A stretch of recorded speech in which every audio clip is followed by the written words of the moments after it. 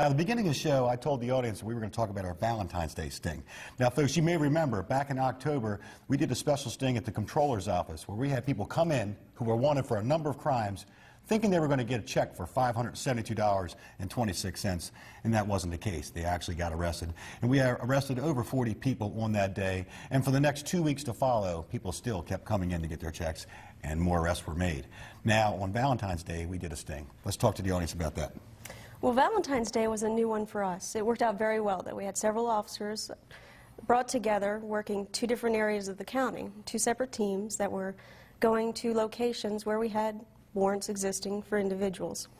About the Valentine's Day sweep was that these individuals had no idea what was going on. We called and said that we had bouquets or arrangements for the females or the males that we were looking for. Let's say that Sergeant Jennifer Gilbert-Duran here was one of the delivery ladies that we used a white and very nondescript van, and on the side of the van we had magnets made up that said "Flowers by Ron" with an arresting bouquet. And Jennifer actually had a pink hoodie on that day with some pigtails going on and looked very delivery-like, I must say.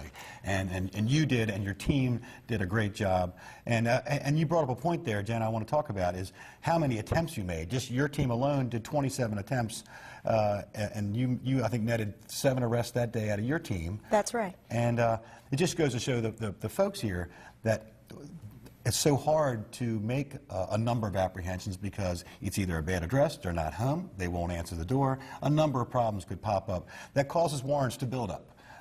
So you guys did a great job, and I want to give a big kudos out to Mary T., I'll refer to her as, our senior civilian female employee who came up with this idea.